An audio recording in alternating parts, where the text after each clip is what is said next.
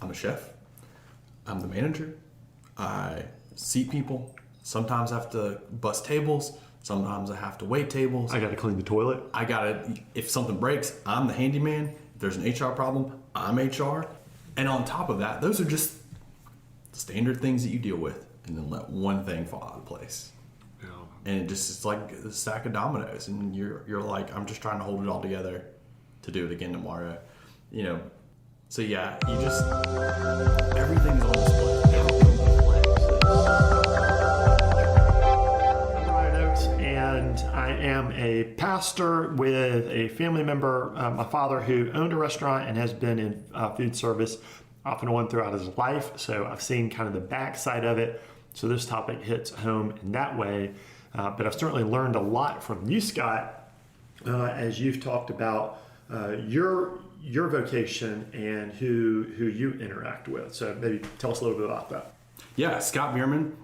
I work here in the state of Georgia in the restaurant industry in the advocacy space. So basically, I get out and talk to our lawmakers, but all across levels, state, federal, local, on the issues that impact our local restaurateurs, and find ways to make it easier for them to operate their businesses, provide for their families, and serve their communities. I also, I don't know if you know this, my stepdad is a formerly trained chef, and so really, so that's always kind of been part of my cool. growing up, and so it's an area, it's good an industry eating at his house. It is. It's an industry that means a lot to me. I'm very passionate about. So, I think a very important industry for not only our economy, but just for our culture and just who we are. Which brings up an interesting point, because probably most people have some kind of family or close friendship relationship to the food service industry, because it touches everything. It touches everything. You know someone who has worked there, your mom or your dad or your grandparents or somebody you dated, somebody worked in a restaurant or owned a restaurant, and you celebrate a big family occasion at a restaurant. My uncle used to drive a truck running produce east to west, California to the East Coast, supplying restaurants and grocery stores, which is another one. Yeah, that's a big one. It's funny you mentioned ag. In the state of Georgia, the number one private sector employer in the state of Georgia is the ag sector. The farms, all those folks. The number two are restaurants. Wow. And it makes a lot of sense when you think about it. You gotta have someone to grow all the great things that we serve in our restaurants. And Georgia Grown is a fantastic initiative that the state of Georgia does, the Department of Ag. But then it goes to Georgia restaurants. We can serve them to you, and you can eat local produce. No, we're talking about the number one and number two economy. Yep. In our state. So this is a big deal. I mean, to frame it, restaurants in the state of Georgia employ roughly 500,000 people just in our state alone. And that's a huge number when you think about a state of, 13 million? Mm-hmm. You're looking at a sizable portion who work in restaurants. Yeah. And then all the trickle out pieces of it. Yeah. So, very cool. Just some comments here, some housekeeping for those who are listening. We have been a patron of a local restaurant for this conversation. Yeah. However, just so we have a little bit more control over the audio, we're eating in my house. Yeah, So, a little less noise here. Yeah, a little less noise. Restaurants can be loud places. So here we can at least control what we can control. We can control what we can control. So here's our path before us. We're going to talk about two things. What are the barriers to extending grace into the hospitality, into the food industry, and what opportunities exist? So what struck me on the front end was those barriers. Mm-hmm. We had lunch at McAllister's. Yeah. And you started talking about some experiences of owners and employees and their relationship to the church. Yeah, and I'll say this isn't this part of it isn't necessarily only Christian kind of based. Any faith, it doesn't even have to be faith based. Any sort of outside interest you have when you own and operate a restaurant can at times take a back seat. Especially, and I'm not even going to say especially for small independents. I think small independents, they see this a lot because they're the owners, the operators. A lot of times they're the managers. They're the back of the house. They're the front of the house. They're coming up with new recipes. They're revamping the menu. if the water main breaks at Sunday morning at 8 o'clock, the water main doesn't care that you have got church at 9. And the customers don't. And the customers don't care. And you also have the pressure on you as an owner operator. Hey, I've got to make sure this place can open because I've got folks who are relying on that income. That's when just even hearing you say that, I walk into a restaurant, I am not thinking about the organic relationship between the employees' families and the owner. Yeah, it's, we talk to our membership all the time and they talk about the pressure they feel. It's not just the small independents. We think about small independents, the mom and pop, where you go in and the mom's at the counter, the dad's in the kitchen, or vice versa, and the daughter's running orders to the table. We think about that all the time. We have thousands of those places across our state, and they're all great. We all probably have our favorite we think of. But if you expand that out a little bit to even some of our recognizable brands that you would see that are national brands that are actually franchises. I think that's one thing during COVID. We had this push early on. Hey, eat local, shop local, do local, which was fantastic. Our local folks needed it. But I think a lot of that was we were missing some of our friends and neighbors who were working at a chain brand that were locally owned and operated. Yeah. So some of those folks, now look, they had some different support systems there from the national brands. I get that. But the tips that go to the servers, the wait staff, they, just because they happen to work at a national brand, that's still money that pays for their bills. And so I think looking back, the kitchen's still local. This kitchen's still local. They want to provide. They want to serve. They want to give back. They want you to come in, eat a fantastic meal, and they want to be proud of what they want. What you said was really interesting. They want you to go home and have a good experience and want to come back. I cut you off. No, go ahead. Okay. So there was one other thing you said, and I have a question, but I want to relive a comment you made at McAllister's the other day.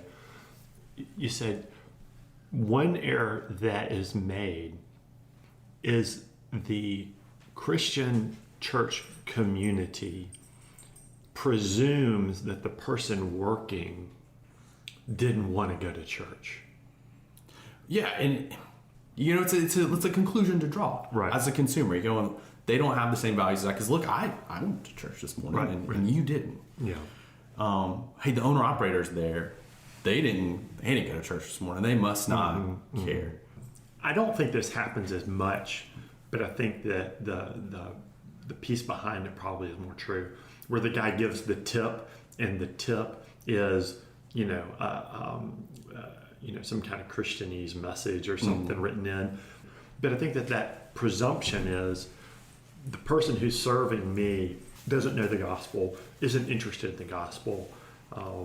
I think it's living your Christian experience and your beliefs. I had a wise pastor tell me, live, work, and play. You tie that all in together, and you remember that. I don't think going in and giving out Bibles and sharing the message and all that stuff, frankly, that might turn some people off if you're a busy waitress or a waiter. By the way, Scott does love Jesus. Just let you know, the man is passionate about his faith, and I don't think he would for a moment diminish the word. But your point is valid, right? And it's tied to your own personal. Put it in your own mindset. I'm at the busiest time I've ever had at my work, and I've got 100 things to do. Yeah. And let me just put this in front of you, and let me stop you from doing your work. But let's talk about this. Yeah, it's with zero questions, zero context. No, know. Hey, look. Yeah, you just had 15 families get out of church, walk across the street, and go into the restaurant. We know it's a little crazy. We'll show you some grace here. I know not everybody is treating food service people that way, but I think that we just don't see them. But I think we just don't see how many could have had to get childcare so that they could come to work. Yeah. Oh yeah, it's not like you can just go, well, hey, Sunday lunch is busy, but I want to go to church, so we'll just close for Sunday lunch. Plus the potential connection to the families that depend on it. Yeah. Like, hey, sorry, wanted to give you 36 hours this week, but I'm giving you 32 because Sunday lunch is just not going to happen.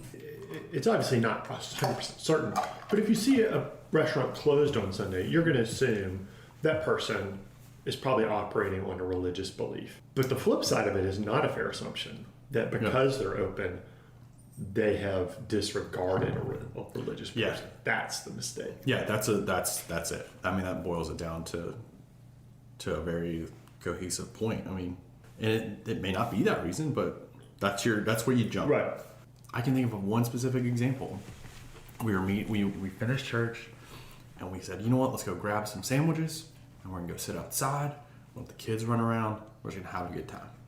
And it took forever for them to make my sandwich. And I'm sitting there going like, what are you doing? Like, why is this taking forever to make my sandwich? Like, this is ridiculous.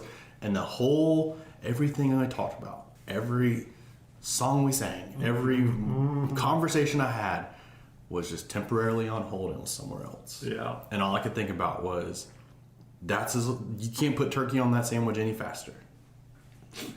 And like... There's a reason why you are experiencing disruption in your life, because there's disruption in the kitchen, which is coming from some other disruption. So many things.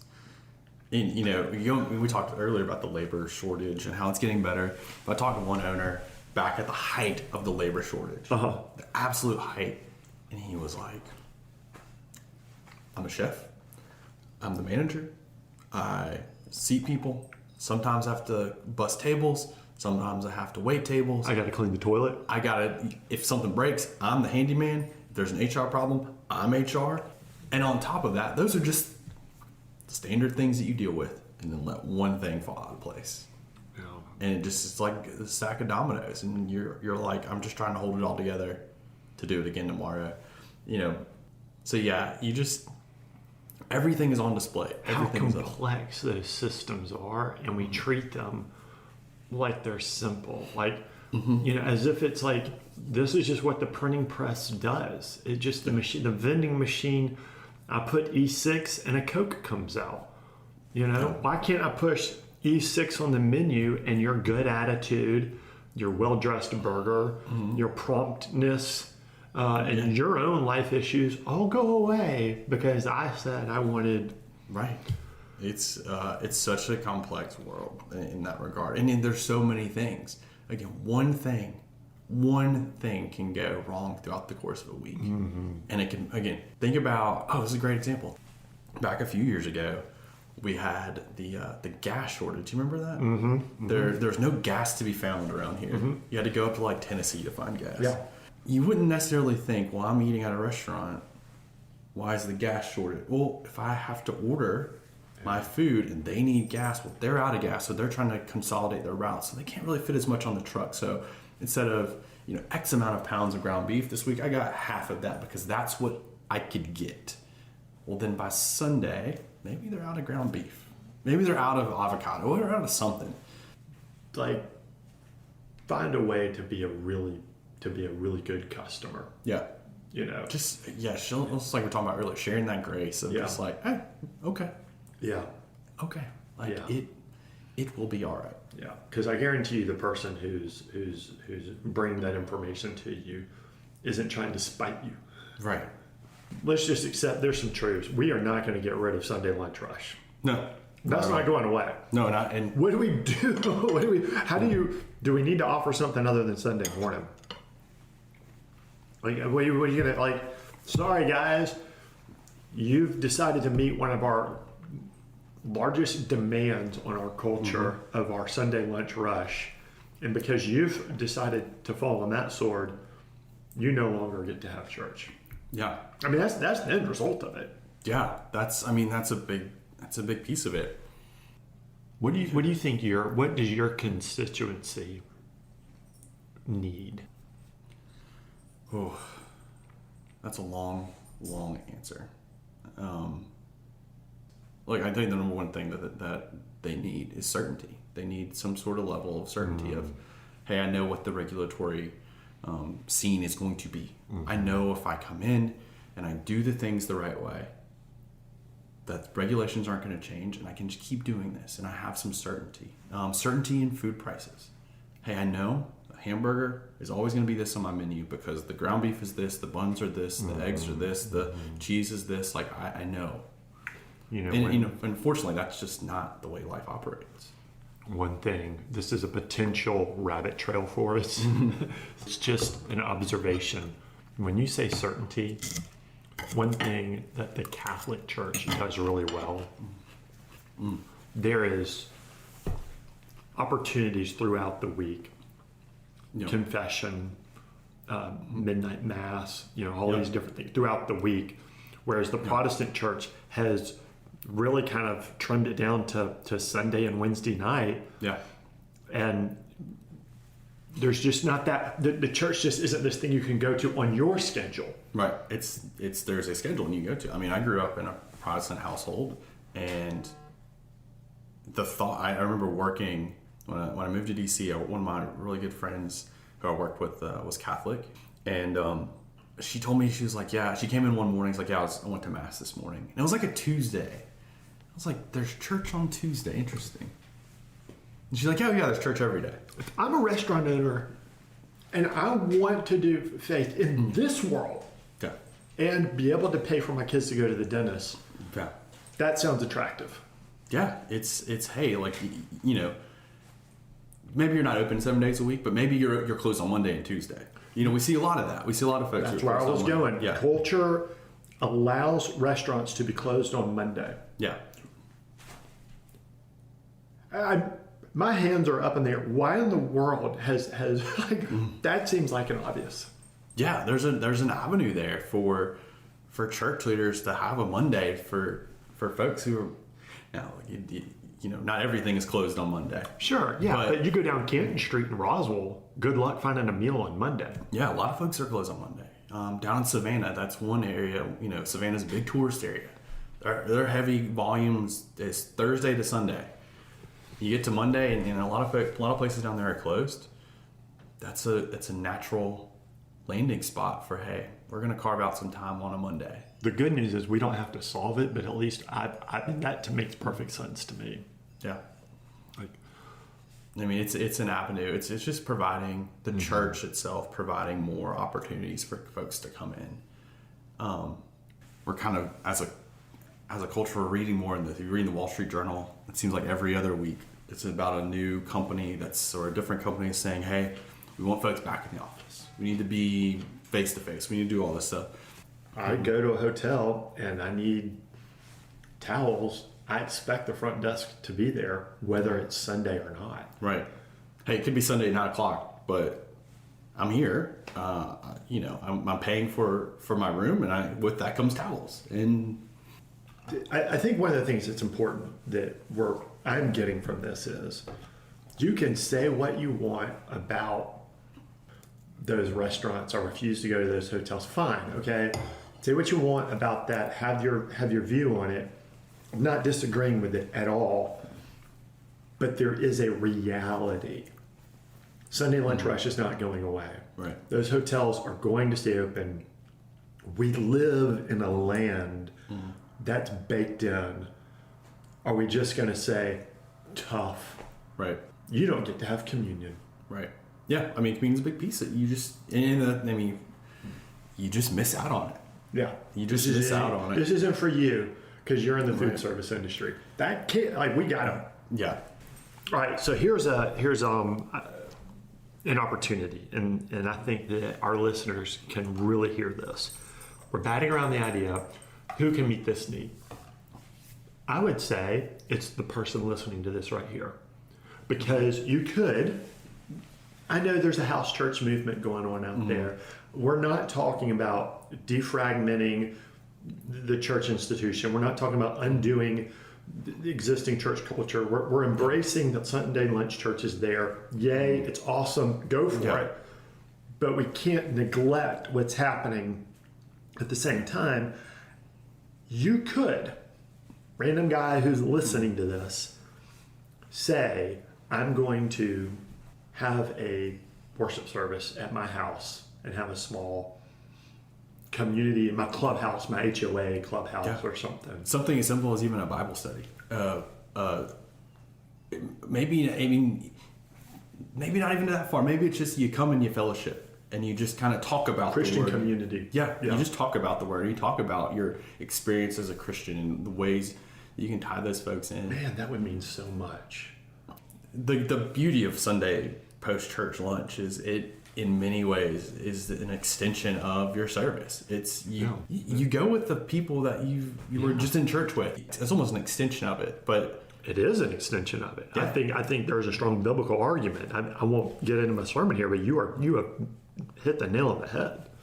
Yeah, I think that they provide a service. Those folks are providing that to us to continue our worship, to continue our fellowship. That's it right there. I mean, I haven't really thought about it that way before, but as we're talking about it, I'm like, that's kind of the answer a little bit. Like, this is really, we're talking around all this stuff, but really, no matter what your faith is, no matter what church you go to or synagogue or anything like that, you go out afterwards with the people you were there with, who you're worshiping with, and it's a continuation. Yeah. And the presumption doesn't have to be that they aren't Christian or that they are and their theology is messed up. They're just a person, and we can treat them as such. Yeah, they're a person just trying to live their life, either as a business owner or an executive or just a friend and neighbor, of finding those avenues to connect with people you know. I mean, I think that's really all what it boils down to at the end of the day. Finding ways to connect to people that you know can't be in church on Sunday. And it doesn't have to be a restaurateur. It doesn't have to be a waiter or a server or a host or dishwasher. It can be anybody. And the truth is, there is nothing cosmologically sacred about 11 o'clock. Mm-hmm. If you consider somebody else before yourself, and